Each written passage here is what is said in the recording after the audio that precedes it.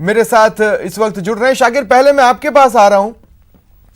कोटा से लोग होकर कई जगहों के लिए जाते हैं और कई दूसरे राज्यों से कोटा में फल वगैरह सामान वगैरह आने के लिए ट्रक्स चलते हैं और तमाम चीजें हैं। ये जो इनिशियल आदेश आया है इसको लेकर क्या हलचलें दिखनी शुरू हुई हैं? हालांकि मैं मानता हूं कि ये ब्रेकिंग न्यूज है, लेकिन ऑर्डर्स तो प्रशासन को मिल चुके होंगे।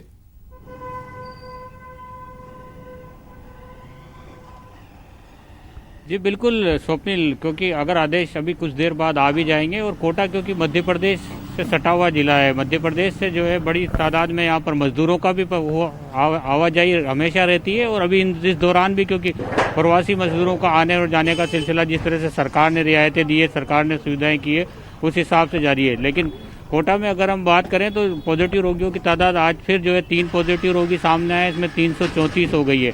कुछ देर बाद जिला कलेक्टर का आदेश जारी हो जाएगा और कोटा का जो मध्य प्रदेश का जो सीमावर्ती थाना क्षेत्र है खातोली, वहाँ पर से जो है इस तरह की बैरिकेड्स लगा दिए जाएंगे, क्योंकि जब राज्य सरकार का आदेश आ गया है तो जरूर जाहिर तौर पर उसको फॉलो करना है।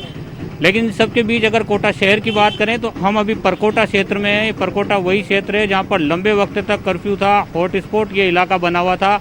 लेकिन अब बाजार जो है वो खुलने लगे हैं, बाजार में थोड़ी रौनक भी देखी जा रही है। दुकानदार जो है पूरी एहतियात बरत करके जो है दुकानों पर बैठे हैं। लोग खरीदारी करने के लिए भी अपने घरों से बाहर आ रहे हैं। सबसे बड़ी बात यही है कि एहतियात बरती जा रही है। मास्क यहाँ पर नज़र आ रहे हैं, जिनके पास मास्क नहीं है वो लोग जो है रुमाल या कुछ और साफी वगैरह लगा के जो है यहाँ पर जो है बैठे हुए हैं। और लोग जो है परकोटा क्षेत्र के इन बाज़ारों में अब आने लगे हैं, क्योंकि करीब 1.5 से 2 महीने का वक्त लगा इस बाज़ार को खुलने में। पूरा हॉटस्पॉट इलाका ये बना हुआ था। मेरे साथ कुछ दुकानदार भी मौजूद हैं, इनसे बात करने की। जी, आपसे जानना चाहेंगे, अब थोड़ी सी रौनक आने लगी है बाजार में, लेकिन एहतियात बहुत ज़रूरी है क्योंकि ये इलाका हॉटस्पॉट इलाका था। हाँ जी, काफ़ी समय से बाजार बंद था, अब खुला है। ज़िंदगी नॉर्मल होती जा रही है, लोगों को जो ज़रूरत का सामान था वो उपलब्ध हुआ है, मिलने लगा है। और इससे थोड़ा बाजार में लोगों की आवाजाही भी बढ़ी है। और जो प्रशासन द्वारा दिए गए निर्देश है उसकी सभी व्यापारी पालना कर रहे हैं, मास्क लगाना, सैनिटाइजर वगैरह।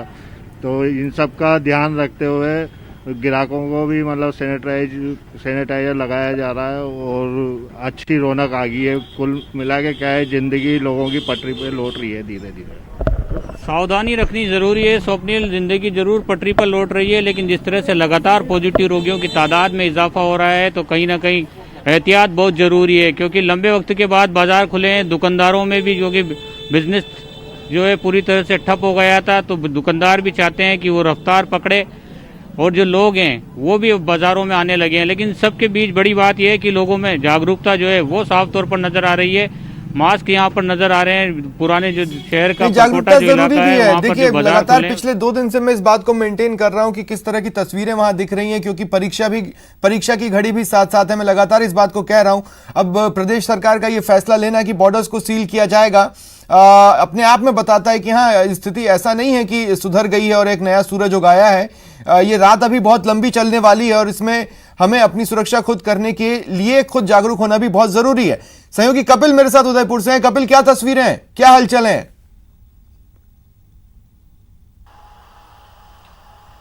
देखिए, जिस तरह से अभी हाल ही में सरकार ने बॉर्डर सील करने का आदेश दिया है, उसके बाद में उदयपुर संभाग की अगर बात करें तो यहाँ से मुख्य रूप से गुजरात और मध्य प्रदेश की सीमाएं सटती है। और ये दोनों ऐसे प्रदेश है जहां पर कोरोना संक्रमण के जो मामले हैं वो बेहद ज़्यादा थे। तो ऐसे में अब ये कोशिश की जाएगी कि यहाँ से जो लोग राजस्थान में या उदयपुर संभाग की सीमा में प्रवेश करेंगे उन पर विशेष निगरानी रखी जाएगी। और जो प्रॉपर पास, जो कि पहले जो व्यवस्थाएं थी जब बॉर्डर सील किए गए थे, तो पूर्व की जो व्यवस्थाएं थी वो एक बार फिर से अब लागू हो चुकी है और उसी के तहत अब लोगों को प्रवेश दिया जाएगा और राजस्थान से बाहर जाने दिया जाएगा।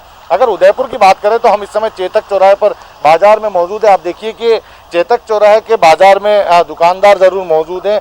अनलॉक उदयपुर हो चुका है, लेकिन ग्राहक अभी तक अनलॉक होते हुए नजर नहीं आते, क्योंकि अभी तक जो दुकानदार हैं वो सुबह से शाम तक सिर्फ इक्के दुक्के ग्राहकों को ही ट्रीट कर पाते। ग्राहकों की संख्या बेहद कम है। तो ये निश्चित तौर पर साफ करता है कि लोगों में अभी भी इस बात का भय है कि यदि वे बेवजह घर से बाहर निकलेंगे तो संक्रमण का डर बना रहेगा। जैसा कि आप पहले बता रहे थे, परीक्षा की घड़ी है, तो वास्तव में ये लोगों को समझने की जरूरत है कि आवश्यक कार्यों के चलते ही वो दुकानों पर जाएं, घर से बाहर निकलें, अपने ऑफिस के काम करें और अनावश्यक लोगों से संपर्क में ना आए, भीड़ के बीच में ना जाएं, ताकि संक्रमण की जो चेन राजस्थान में लगातार बढ़ रही है उसे रोकने में सफलता मिल सके।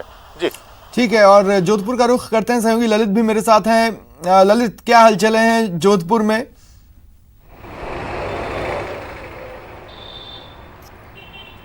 देखिए स्वप्निल, जोधपुर के हलचल की बात करें तो जब से अनलॉक शुरू हुआ है तब से बाजार खुल चुके हैं और बाजार में अब धीरे धीरे रौनक लौटने लगी है। लेकिन साथ ही आंकड़े जो लगातार बढ़ रहे हैं वो कहीं ना कहीं चिंता की बात है। लेकिन जोधपुर, ये मैं जहाँ खड़ा हूँ, ये जोधपुर का सबसे बड़ा मार्केट सदापुरा बी रोड है और यहाँ पे आमतौर पर जब कोरोना काल से पहले की बात करें तो यहाँ पे इतनी जगह नहीं होती थी जहाँ पे आराम से चल सकें। फिलहाल कुछ रौनक लौटी है, दुकानें खुली है, लेकिन कहीं ना कहीं जहाँ तक एक आदेश की आपने बात की थी कि यहाँ पे अब राजस्थान सरकार की बॉर्डर सील कर दिए गए हैं, तो करीब 3.5 लाख प्रवासियों ने रजिस्ट्रेशन कराया था यहाँ से जाने के लिए और यहाँ से आने के लिए, और अभी भी 1,21,000 प्रवासियों का आना बाकी है। तो कहीं ना कहीं जो मजदूरों की दिक्कत यहाँ पे होगी वो साफ तौर पर देखी जा रही है। जोधपुर में बहुत बड़ा औद्योगिक हब है, टेक्सटाइल उद्योग की बात करें, हैंडीक्राफ्ट उद्योग की बात करें, इसमें करीब 1.5 लाख मजदूर यहाँ पे काम करते हैं तमाम, और वहाँ पे अगर वो यहाँ बॉर्डर सील कर दिए गए हैं तो वो एक नई परेशानी हो सकती है। लेकिन फिलहाल शहर में अब धीरे धीरे पटरी रौनक आने लगी है, बाजारें खुलने लगी है और कुछ लोग घरों से निकलने लगे हैं। मार्केट में थोड़ी सी रौनक है, लेकिन फिर भी लोग डरे हुए हैं।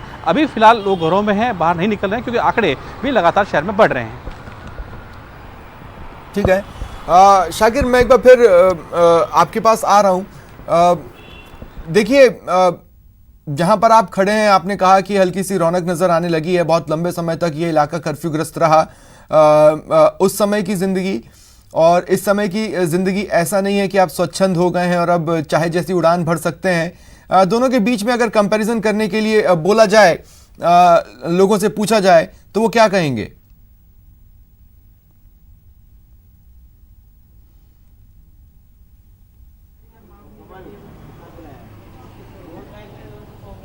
मेरी आवाज मिल रही है शाकिर आपको?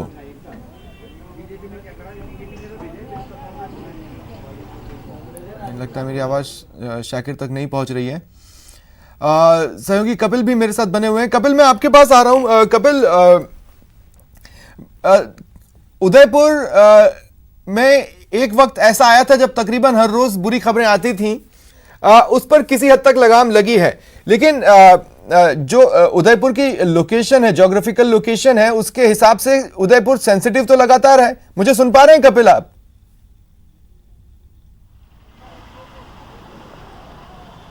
जी स्वप्निल, मैं सुन पा रहा हूं। जी, मैंने कहा कि ज्योग्राफिकल लोकेशन के हिसाब से और बाउंड्रीज के हिसाब से अगर देखा जाए तो सेंसिटिव तो उदयपुर भी है।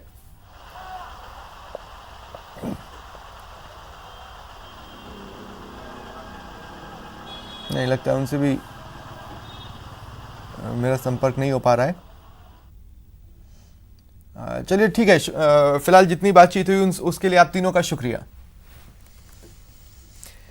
और बढ़ेंगे आगे।